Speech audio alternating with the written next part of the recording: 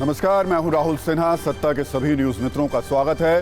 सबसे पहले सत्ते पे सत्ता यानी 7 खबरें और दिलचस्प जानकारियां। सबसे पहले सत्ता में हिंसा के हल्द्वानी फाइल्स खोलेंगे और बताएंगे कैसे पुलिस ने हल्द्वानी का पेट्रोल बम वाला पूरा प्लान डिकोड कर लिया है और ऐसे खुलासे किए हैं जिसे सुनकर आपको अंदाजा हो जाएगा कि हल्द्वानी में कितनी तैयारी के साथ दंगे कराए गए और पुलिस वालों को जिंदा जलाने की कोशिश की गई। फिर पाकिस्तान की खबर, जहां चुनाव में आर्मी चीफ मुनीर के मोहरे पिटते हुए नजर आ रहे हैं। बम्पर धांधली के बाद भी नवाज शरीफ सत्ता से फिलहाल दूर हैं और इमरान समर्थित विधायक बड़ी बढ़त बनाए हुए हैं। कैसे नतीजों की वजह से पाकिस्तान गृह युद्ध की ओर बढ़ रहा है, ये भी आज आपको समझाएंगे। इसके बाद भारत रत्न वाले सम्मान पर सत्ता की कुंजी दिखाएंगे। आज सरकार ने 3 महान विभूतियों को भारत रत्न देने की घोषणा की है। ये सम्मान पूर्व प्रधानमंत्री चौधरी चरण सिंह, पूर्व पीएम नरसिम्हा राव और हरित क्रांति के जनक डॉक्टर एमएस स्वामीनाथन को दिया जाएगा। लेकिन इसके चुनावी मायने क्या निकाले जा रहे हैं, ये भी देखिएगा। लेकिन पहले देश की कुछ बड़ी खबरें। कल संसद में राम मंदिर पर सरकार धन्यवाद प्रस्ताव पेश करने जा रही है। यह प्रस्ताव संसद के दोनों सदन में आएगा और इसकी 3 अलग थीम है। भारत और भारतीयता का प्रतीक, एक भारत श्रेष्ठ भारत का प्रतीक और भारत की प्राचीनतम संस्कृति का प्रतीक। बीजेपी ने अपने सभी लोकसभा और राज्यसभा सांसदों को व्हिप भी जारी किया है। आज सरकार ने संसद से विपक्ष पर श्वेत पत्र वाली तीर भी चलाए। लोकसभा में श्वेत पत्र पर बहस के दौरान वित्त मंत्री ने यूपीए सरकार के घोटालों का जिक्र किया और कहा यूपीए देश का सत्यानाश करके गई थी, जबकि मोदी सरकार ने इसमें सुधार किया है। आज संसद की कैंटीन से भी बहुत ही दिलचस्प तस्वीर आई है, जिसमें प्रधानमंत्री मोदी ने अलग अलग दलों के सांसदों के साथ लंच किया। इसमें केरल, लद्दाख, ओडिशा और आंध्र समेत कई राज्यों के सांसद थे। खाने के बाद लंच का बिल भी प्रधानमंत्री मोदी ने ही दिया। लेकिन इस तस्वीर के सियासी मायने क्या हैं, इसका विश्लेषण भी करेंगे। और 2024 के लोकसभा चुनाव में 97 करोड़ लोग वोटिंग कर सकेंगे। चुनाव आयोग के अनुसार वोटिंग लिस्ट में 18 से 29 साल की उम्र वाले 2 करोड़ नए वोटर्स को जोड़ा गया है। 2019 लोकसभा चुनाव के मुकाबले रजिस्टर्ड वोटर्स की संख्या में 6% की बढ़ोतरी हुई। तो सत्ता की शुरुआत करते हैं ऐसी तस्वीरों से जिनमें आग ही आग है, पत्थर हैं, जिंदा जलाने वाली साजिश है और कई अनसुलझे सवाल हैं। ये तस्वीरें उत्तराखंड के हल्द्वानी से आई हैं। इन भयानक तस्वीरों पर 4 गंभीर प्रश्न उठ रहे हैं। पहला प्रश्न ये कि क्या हल्द्वानी में पुलिस वालों को जिंदा जलाने की साजिश थी? ऐसा इसलिए कहा जा रहा है क्योंकि आक्रामक भीड़ के टारगेट पर पुलिस थी। पुलिस पर फायरिंग की गई, पुलिस पर पत्थर फेंके गए, पुलिस वालों पर चुन चुनकर हमले किए गए। हल्द्वानी के बनभूलपुरा से भयानक आग वाले जो वीडियो सामने आए हैं, वो गहरी जांच की मांग करते हैं। सवाल यह भी कि क्या हल्द्वानी में आगजनी पत्थरबाजी का प्लान पहले से था? क्योंकि अचानक इतने पत्थर कहां से आ गए? अचानक पत्थरबाजी कैसे शुरू हो गई? पुलिस ने भी इसे लेकर वीडियो सबूत जारी किए। तीसरा सवाल यह कि हल्द्वानी हिंसा का मास्टरमाइंड कौन है? क्योंकि हल्द्वानी की गलियों में ये जो हिंसक भीड़ आप देख रहे हैं, ये अचानक कहां से आई? इस भीड़ को किसने बुलाया? किसने पत्थरबाजी करवाई? कैसे पुलिस पर पत्थर फेंकने और थाने को फूंकने की सुनियोजित साजिश रची गई? आज उत्तराखंड की पुलिस ने एक और वीडियो जारी किया जो कल शाम उस वक्त का है जब पहली बार हल्द्वानी में आगजनी हुई थी। सवाल है, आखिर हल्द्वानी में घरों की छतों पर क्या साजिश रची जा रही थी? पेट्रोल बम, पत्थर, हथियार कहां से लाए जा रहे थे? एक अवैध मदरसे पर जेसीबी मशीन चलाने से इस हिंसा की शुरुआत हुई और कुछ घंटों के अंदर 2 लोगों की मौत हो गई। 100 से ज्यादा पुलिस वाले घायल हो गए। हालात अब भी तनाव वाले हैं। हिंसाग्रस्त इलाके में कर्फ्यू जारी है, इंटरनेट सेवा ठप है, स्कूल कॉलेज बंद हैं। उपद्रवियों को देखते ही गोली मारने का आदेश है। संवेदनशील क्षेत्रों में करीब 1100 पुलिस वालों को तैनात किया गया है। आज उत्तराखंड के मुख्य सचिव राधा रतूड़ी और डीजीपी अभिनव कुमार हल्द्वानी पहुंचे, हालात का जायजा लिया, उपद्रवियों के खिलाफ सख्त एक्शन की बात कही। 150 सेकंड की न्यूज रील में देखिए कि कैसे पिछले 24 घंटों से उत्तराखंड के हल्द्वानी में तनाव है। हल्द्वानी की डीएम वंदना सिंह ने बताया कि अतिक्रमण हटाने से पहले ही टीम पर हमले की प्लानिंग कर ली गई थी। भीड़ ने पहले पत्थर फेंके, इस हमले को फोर्स ने नाकाम किया। इसके बाद हिंसक भीड़ का दूसरा हिस्सा आया और उसने पेट्रोल बम से हमला किया।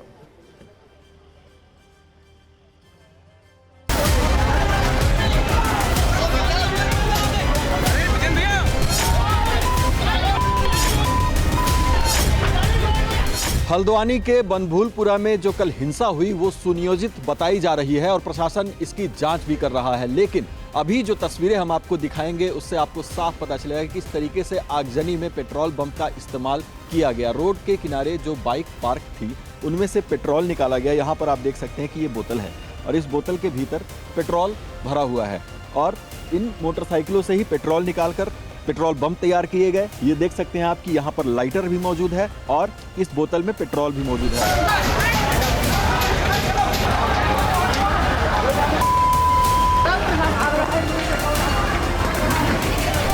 आप लोग ये देख पा रहे होंगे कि ये जो छतों का क्लोजअप है, इन छतों पे किसी भी प्रकार के 30 तारीख के दौरान कोई पत्थरों की बहुत बड़ी संख्या में मात्रा जमा नहीं दिखाई दे रही है।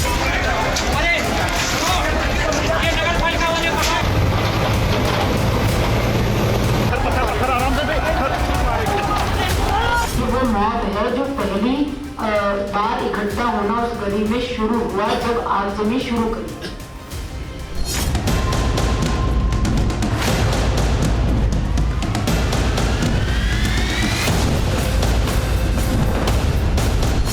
जब थाने पर पेट्रोल बम फेंके गए, थाने के बाहर जो वाहन खड़े हुए थे उनको जगाया गया, थाने के अंदर जो ऑफिसर्स खड़े हुए थे उन पर अटैक किया गया। ये उस वक्त की वीडियो फुटेजेस है। ये आप फुटेज देख रहे हैं, ये आपकी पत्थरों की मात्रा दिखाई दे रही है। मैंने आपको 30 जनवरी का फोटोग्राफ दिखाया है, वीडियो फुटेज दिखाया है कि इनके घरों पे कोई पत्थर छतों पर नहीं थे। तो ये अचानक 4, 5 डेज 6 डेज के अंदर उसके दौरान जो पत्थरों की मात्रा इकट्ठी हुई इस एरिया में, ये उसके फुटेजेस है कि वो कितनी बड़ी मात्रा में पत्थर इकट्ठे हुए। मैंने आपको 30 तारीख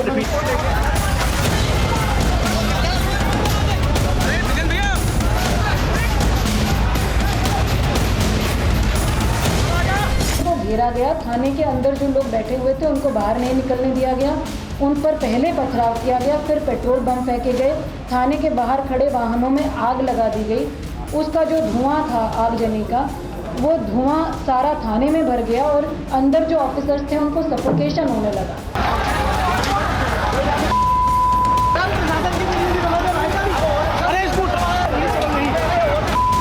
के बाद जो हमें पुलिस की कार्रवाई करनी है वो कार्रवाई की जाएगी।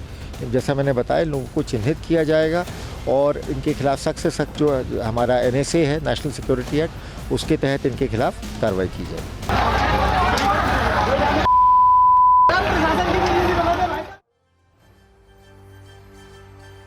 हल्द्वानी को लेकर जो खुलासे हो रहे हैं, पुलिस के आला अफसरों की तरफ से जो दावे किए जा रहे हैं, उससे तो यही अंदाजा लगाया जा रहा है कि हिंसा, आगजनी और पथराव की इस कहानी की पटकथा 3 से 4 दिन पहले ही लिखी गई थी। मतलब यह कि दंगाइयों को मालूम था मदरसा सील हो चुका है और अब नगर निगम की टीम इसको तोड़ने वाली है। इसके लिए पूरी तैयारी हो चुकी थी। हमले के लिए पेट्रोल बम भी रखे गए थे, छतों पर पत्थर रखे हुए थे, बड़ी संख्या में लोगों को बुलाया गया और पूरी तैयारी के साथ पुलिस पर हमला किया गया। पुलिस वालों की जुबानी आप भी सुनिए कि इस साजिश की पूरी कहानी क्या है।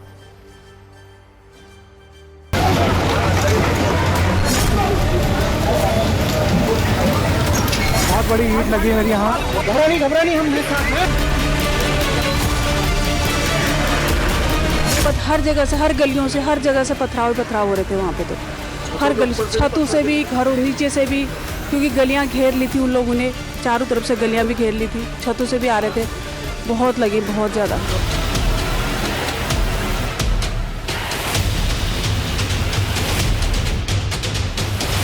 फिर फोर्स आया हमारा, बड़ी मुश्किल से भी फोर्स, जब लोकेशन देखी फोर्स आया, उसके बाद जाके हम लोगों को बाहर निकाला। फिर हम बच के आ रहे थे तो ऊपर से शीशे वगैरह सब फेंके, यहाँ लगी, अंदर तक लग गया, पूरा पत्थर लगा, ईंट लगा, सब कुछ लगा।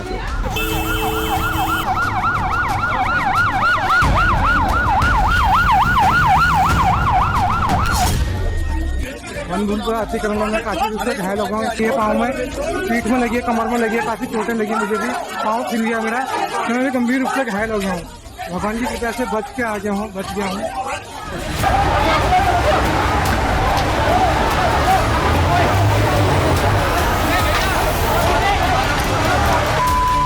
महिला पुलिसकर्मी है, आप देख सकते हैं, जो कि अस्पताल में एडमिट हैं और उनको काफ़ी बुरी तरीके से चोट लगी है। किसी के पैर में चोट लगी है, किसी के हाथ में चोट लगी है, किसी के सिर में चोट लगी है और बहुत ही बुरी स्थिति। आप देखेंगे कि कई पुलिसकर्मी इस वक्त अस्पताल के अंदर मौजूद हैं। तोड़ के वापस आए तो गलियों में चारों तरफ से वो लोग थे और वो लोग ईंट पत्थर ही मार रहे थे, शीशे की बोतल उनसे मार रहे थे। तो आप लोग किस तरफ भागे, किधर की तरफ भागे? समझ में ही नहीं आ रहा था कहाँ को जाएं करके, गलियों में ही घूम रहे थे, गलियों से।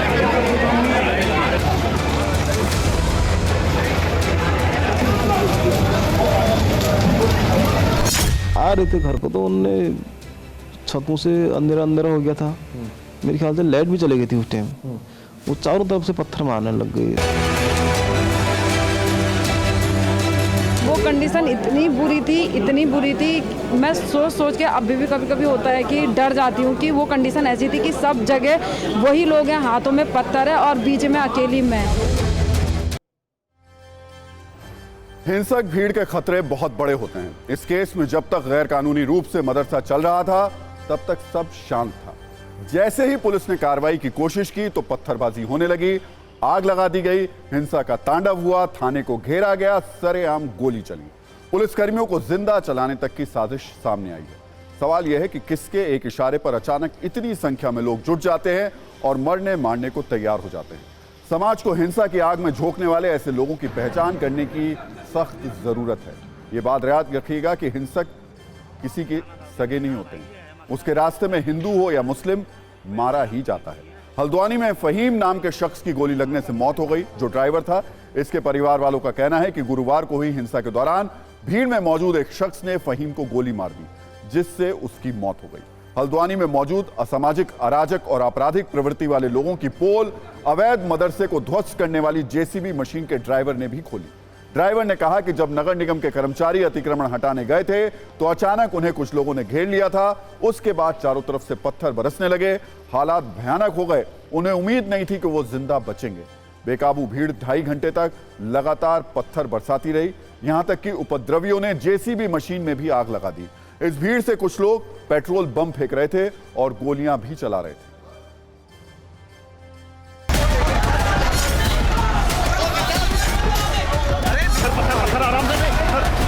गोली कैसे लगी, भीड़ में उस वक्त क्या हो रहा था? बोला इन्होंने गाड़ियों में आग लगा दी है, चारों पांचों गाड़ियों में। बोले ये गाड़ी में आग बुझा रहा हूँ। आग बुझाई उनने, 2 गाड़ियों की आग बुझाई है भाई ने। फिर वो बाहर को निकला, तीसरी गाड़ी की आग बुझाने के लिए शैतान को गोली मार दी उसके। उसके जो पिताजी हैं वो दूध लेने जा रहे थे बच्चों के लिए, काम पे से आए थे, उसी टाइम दूध लेने जा रहे थे। उन्होंने दूध देख लेते हैं मिल जाता तो अब लड़के को उनको पता नहीं था कि ऐसा हो रहा। अब लड़के को पता था, लड़का पीछे चीखता हुआ आया था रोड में। दोनों बाप बेटों को उसी टाइम गोली मार दी। गोली मारी जिस समय गोली मारी उस समय क्या वहाँ पे बहुत ज़्यादा फायरिंग हो रही थी? बहुत ज़्यादा फायरिंग हो रही थी उस टाइम, बहुत ज़्यादा। अगर 2 मशीनें थी जिन पर करंट छोड़ा गया। उसके बाद उनने जैसे जब हम वहाँ पहुँचे फिर उन्हें पत्थर बरसाए वहाँ से। मतलब हमारे जाने से लेकर वापसी होने तक 2.5 घंटे रेगुलर पत्थर बरसे हैं। मेरे पूरे शरीर में ईंटें बरसी हैं। क्या निकाल करके मार रहे थे हमें। अच्छा। और फ़ोन छीना, मेरे तो पैसे भी छीने उनने। वहाँ पर हमने जेसीबी चालू करी, फिर उसके बाद वो थोड़ी बहुत पत्थर आने लगे। फिर हमने गाड़ी आगे को करी तो फिर उसके बाद उनने ज़्यादा ही हद से ज़्यादा पत्थर आने लगे।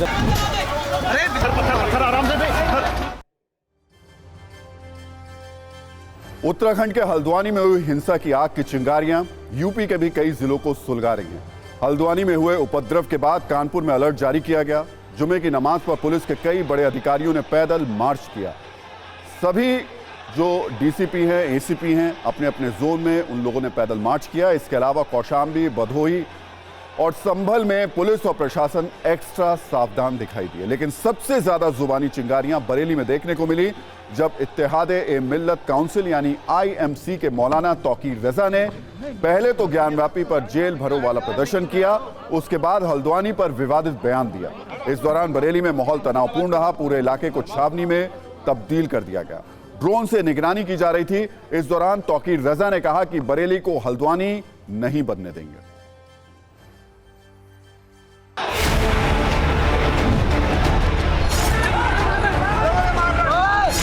बुलडोजर तुम हमारे घर पे चला दोगे, हम अंधे और बहरे बने बैठे रहेंगे? अब किसी बुलडोजर को बर्दाश्त नहीं किया जाएगा। सुप्रीम कोर्ट अगर संज्ञान नहीं ले रहा है तो हम अपनी हिफाजत खुद करेंगे। हमें कानूनी अधिकार है, अगर हमारे ऊपर कोई हमलावर होता है तो हम उसको जान से मार दें, यह हमें कानूनी अधिकार है।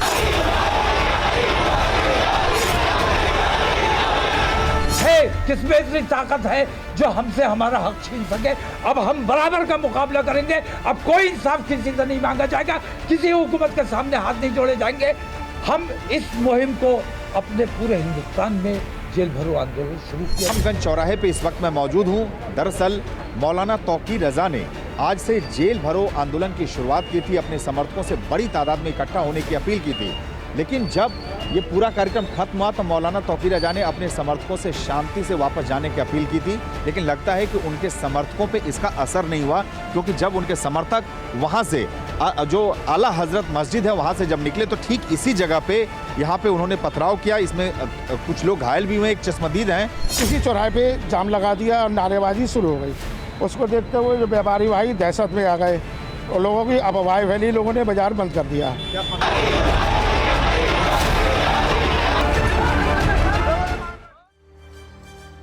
और सत्ता में अब हम खबरों का रुख अपने पड़ोसी देश पाकिस्तान की ओर मोड़ते हैं और बात करते हैं पाकिस्तान की सत्ता की, जिसे लेकर वहां बहुत धमाकेदार चुनाव गुरुवार शाम को संपन्न हो चुके हैं।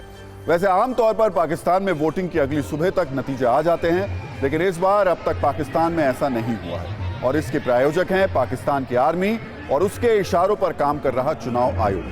दरअसल इस वक्त पाकिस्तान में जो कुछ चल रहा है, जिस तरह से पाकिस्तान की सेना सत्ता और जनादेश के साथ खेल रही है, उसे लेकर एक सवाल ये उठ रहा है कि क्या पाकिस्तान में गृह युद्ध शुरू हो सकता है? क्या पाकिस्तान की सड़कों पर आवाम का आक्रोश फूटने वाला है? क्या पाकिस्तान में सेना और जनता आमने सामने आने वाली है? अब हम आपको इन सवालों की वजह भी बता देते हैं। बड़ी खबर यह है कि पाकिस्तान में इस वक्त लोकतंत्र का चीरहरण किया जा रहा है।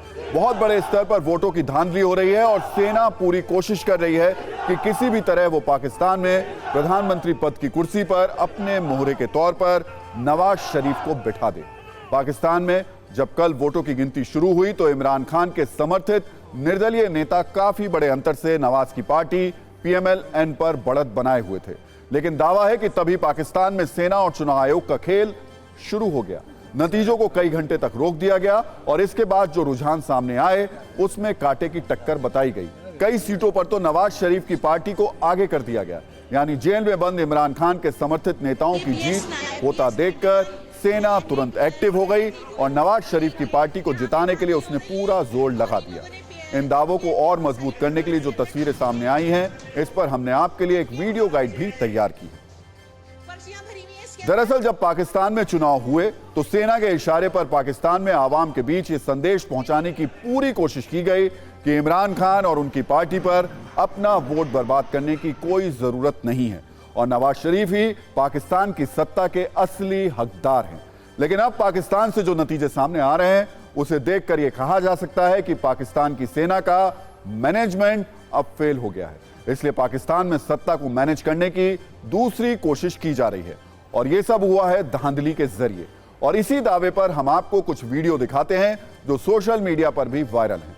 ऐसे ही एक तस्वीर पाकिस्तान के लाहौर से आई है, जहां मतदान कर्मियों के ही फर्जी वोट डालने का दावा किया जा रहा है, यानी जिन लोगों पर शांतिपूर्ण और निष्पक्ष चुनाव कराने की जिम्मेदारी थी वो लोग ही खुलेआम धांधली करते नजर आए हैं और नवाज शरीफ की पार्टी के नाम पर फुल स्पीड से फर्जी वोट डाल रहे हैं। पाकिस्तान से एक और तस्वीर सामने आई है जिसे लेकर आरोप यह है कि मतपत्रों में बाहर से बैलेट पेपर लाए गए और उन्हें पोलिंग स्टेशन में रखे बैलेट पेपर्स में मिला दिया गया। और सिर्फ इतना ही नहीं, इमरान समर्थक कई मतदाताओं को वोट देने की इजाजत भी नहीं दी गई। दावा है जब नवाज शरीफ के समर्थकों को इस बात की जानकारी मिली कि उनके नेता चुनाव हार रहे हैं तो उन्होंने मतदान केंद्रों पर ही हमला कर दिया, सभी मतपत्रों को तहस नहस कर दिया।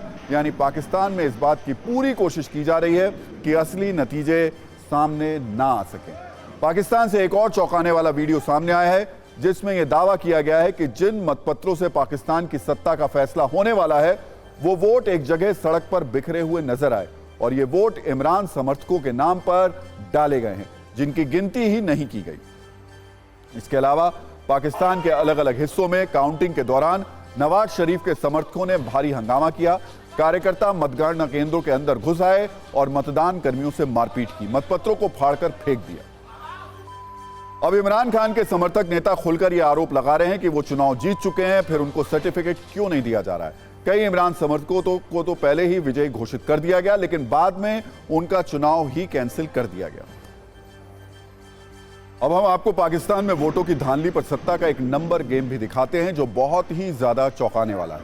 पाकिस्तान के पीएम कैंडिडेट नवाज शरीफ गुरुवार रात तक 70% वोटों की गिनती के बाद पीटीआई के उम्मीदवार से पीछे चल रहे थे, लेकिन उन्हें अचानक से लाहौर की सीट से विजेता घोषित कर दिया गया। हालांकि इसके बाद लाहौर की सीट का जो नतीजा सामने आया वो इस बात का साफ संकेत है कि पाकिस्तान में खुलेआम वोटों का सौदा हो रहा है।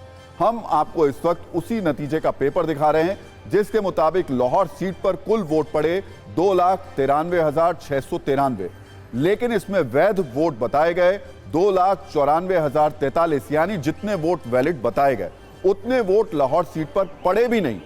इसमें 350 वोट का अंतर देखने को मिला। इसके अलावा 14 उम्मीदवार इस सीट पर ऐसे बताए गए जिनके नाम के आगे 0 वोट लिखा था, यानी उनका खुद का वोट भी इन नतीजों में शामिल नहीं किया गया।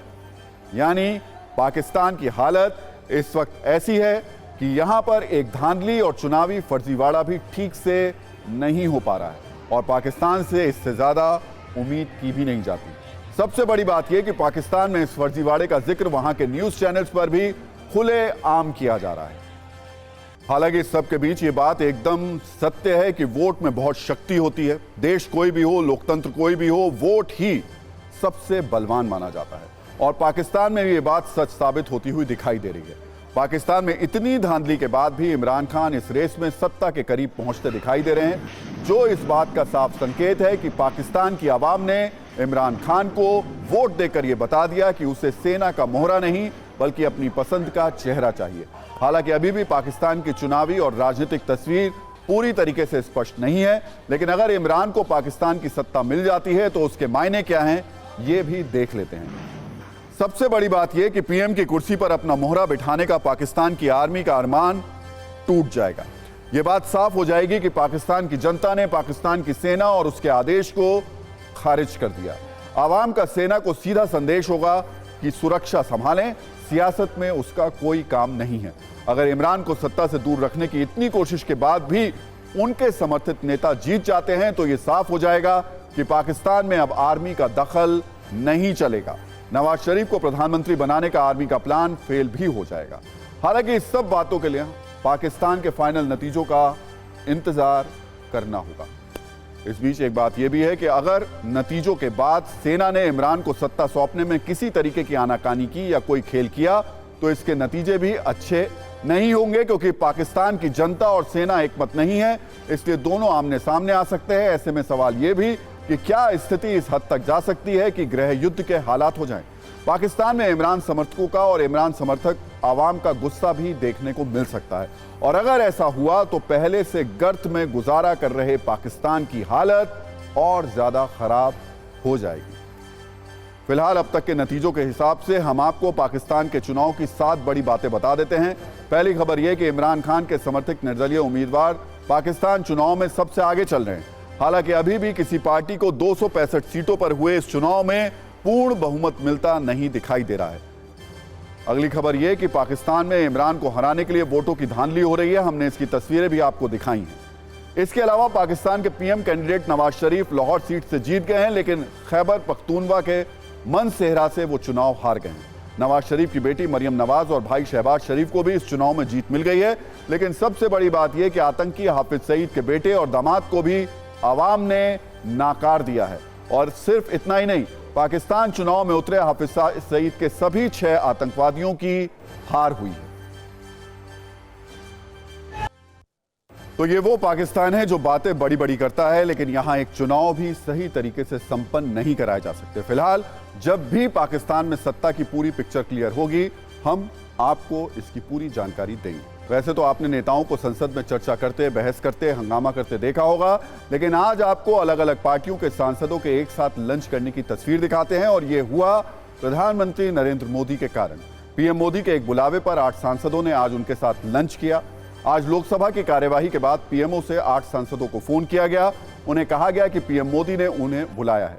बुलाने का कारण नहीं बताया गया। जब सभी सांसद पीएम के पास पहुंचे तो उन्होंने मुस्कुराते हुए कहा, चलिए आज मैं आपको एक सजा सुनाता हूं। फिर प्रधानमंत्री सभी को अपने साथ संसद की कैंटीन लेकर गए और लंच किया। पीएम मोदी के साथ संसद भवन की कैंटीन में लंच करने वालों में केरल के आरएसपी सांसद एन.के. प्रेमचंद्रन, ओडिशा से बीजेडी सांसद शष्मित पात्रा, बीजेपी की नागालैंड से सांसद पंगनोन कोनियक, बीजेपी के तमिलनाडु से मंत्री एल मुरुगन, बीजेपी की महाराष्ट्र से सांसद हेना गावित, बीजेपी के लद्दाख से सांसद जामयांग शेरिन नामग्याल, टीडीपी का राम मोहन नायडू और बीएसपी के रितेश पांडे भी लंच पर मौजूद थे। लंच के दौरान पीएम मोदी ने सांसदों से अपने डेली रूटीन से लेकर खान पान तक पर चर्चा की। पीएम ने बताया कि वो रात में सिर्फ 3.5 घंटे ही सोते हैं और सूर्यास्त के बाद कुछ नहीं खाते हैं। कैंटीन में पीएम ने थाली मंगाई जिसमें रोटी, चावल, दाल और मिठाई थी। इसके बाद सभी के खाने का बिल प्रधानमंत्री ने दिया। दरअसल पीएम नरेंद्र मोदी ने 17वीं लोकसभा के आखिरी सेशन में 8 सांसदों को लंच देकर एक साथ कई मैसेज देने की कोशिश की है। पीएम के लंच से जो सांसद उसमें शामिल थे, उनके संयोजन से उनके मैसेज को डिकोड किया जा सकता है। पीएम मोदी ने रीजनल बैलेंस के मैसेज के तहत केरल, ओडिशा, तमिलनाडु, आंध्र प्रदेश, महाराष्ट्र, नागालैंड, लद्दाख और यूपी के सांसदों को एक साथ टेबल पर जगह देकर उन राज्य के लोगों तक मैसेज देने की कोशिश की कि ये राज्य उनके दिल के करीब हैं। एक साथ पीएम ने उत्तर पूर्व, मणिपुर, दक्षिण भारत के तमिलनाडु, आंध्र प्रदेश, केरल और महाराष्ट्र, साथ ही लद्दाख के सांसदों को केंद्रीय भूमिका देकर उस क्षेत्र के लोगों को भी मैसेज दे दिया। मल्टी पार्टी सांसदों के साथ लंच कर उन्होंने यह मैसेज भी दिया कि बीजेपी के अलावा उन्होंने घोर विरोधी वामपंथी दल, आरएसपी और गैर एनडीए दल बीजेडी और बीएसपी को भी बराबर का मौका दिया। महाराष्ट्र की हिना गावित दलित बैकग्राउंड से तो लद्दाख के जामयांग शेरिन नामग्याल शेड्यूल्ड ट्राइब वर्ग से हैं।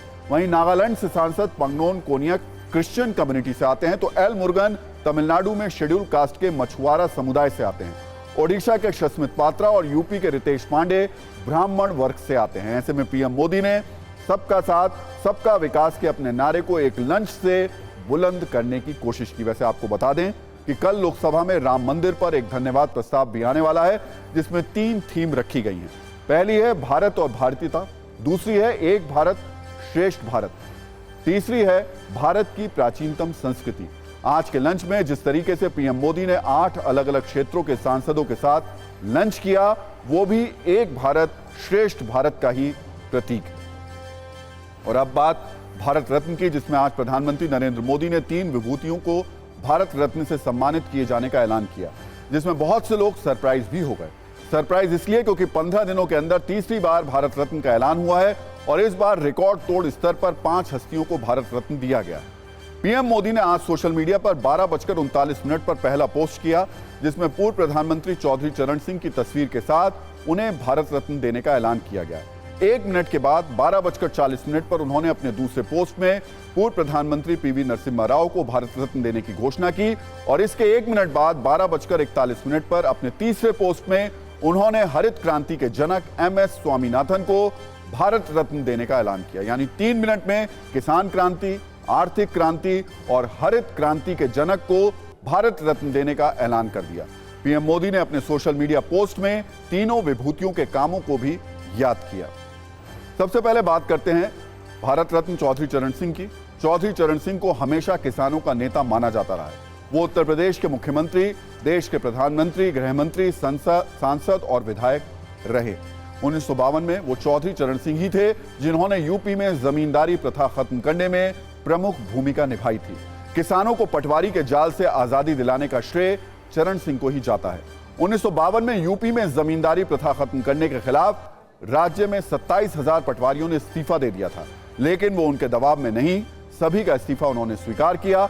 18% अनुसूचित जाति के लोगों को पटवारी बनाया। इतना ही नहीं, अलग अलग पदों पर रहते हुए चरण सिंह ने न्यूनतम समर्थन मूल्य यानी MSP से लेकर किसानों की कई समस्याओं को खत्म करने की कोशिश की, जिससे देश के किसान उन्हें अपना नेता मानने लगे। खासकर पश्चिमी उत्तर प्रदेश में उनका काफी प्रभाव था और आज भी माना जाता है। भारत में हर साल 23 दिसंबर को देश के 5वें प्रधानमंत्री चौधरी चरण सिंह की जयंती के अवसर पर राष्ट्रीय किसान दिवस मनाया जाता है और आज उन्हें भारत रत्न दिया गया है। चौधरी चरण सिंह को भारत रत्न देने के ऐलान पर उनके पोते जयंत चौधरी ने खुशी जताई और लिखा कि पीएम मोदी ने दिल जीत लिया।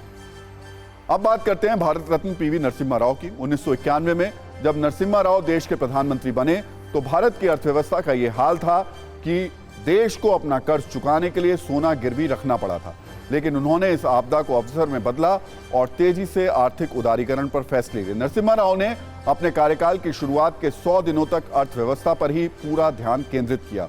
उन्होंने कई नियमों में बदलाव किए, नई व्यापारिक नीति लागू की, व्यापार के लिए बेहतर माहौल बनाया जिससे हालात सुधरे, विदेशी निवेश बढ़ा और भारत से आर्थिक संकट खत्म हुआ। पीवी नरसिम्हा राव का राम मंदिर कनेक्शन भी एक बहुत बड़ा पहलू है और इस पहलू को समझाने के लिए वैसे पीवी नरसिम्हा राव को भारत रत्न देने के ऐलान पर कई लोग थोड़ा सा चौंके हैं।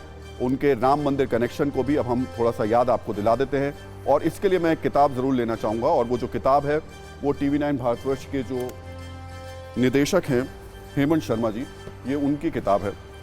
आपने ज़रूर इसको पढ़ा होगा, राम फिर लौटे। और इस किताब में जो उन्होंने जिक्र किया है 6 दिसंबर, पूरा एक चैप्टर है नरसिम्हा राव पर, जिसमें उन्होंने लिखा है कि 6 दिसंबर 1992 दोपहर करीब 1:40 पर बाबरी मस्जिद का पहला गुंबद गिराया गया जब पामुलापति वेंकट नरसिम्हा राव देश के प्रधानमंत्री थे। दोपहर 2 बजे के आसपास नरसिम्हा राव का फोन घनघनाता है। यह फोन कांग्रेस नेता और कैबिनेट मंत्री माखनलाल फोतेदार का था। वह चेतक हेलीकॉप्टर से कार सेवकों पर आंसू गैस छोड़ने की सिफारिश कर रहे थे, बाबरी विध्वंस को रोकना चाहते थे। नरसिम्हा राव पूजा पर बैठे थे। राव ने फोतेदार की परेशानी का कोई हल नहीं दिया। बात राष्ट्रपति तक पहुंची, कैबिनेट की मीटिंग बुलाई गई, बहुत हंगामा हुआ, आंसू बहाए गए, लेकिन नरसिम्हा राव बुत बनकर बैठ गए। ये सारी कहानी खुद फोतेदार ने बताई है। नरसिम्हा राव को बाबरी विध्वंस का पूर्वानुमान था। राव चाहते तो कार सेवकों को रोका जा सकता था, लेकिन जो हुआ वो तस्वीर सामने। तो जो हम आपको बताना चाह रहे थे, इस पूरे चैप्टर में बहुत सारी कुछ ऐसी जानकारियां हैं जो बताती हैं कि राम मंदिर और पीवी नरसिम्हा राव का कनेक्शन क्या है। खैर, सत्ता में आज का टाइम खत्म हो गया। सभी न्यूज़ मित्रों से हमारी न्यूज़ रिक्वेस्ट है कि वो सत्ता की न्यूज़ रील्स को ज़्यादा से ज़्यादा शेयर करें और अपने सुझाव हमें व्हाट्सएप जरूर करें।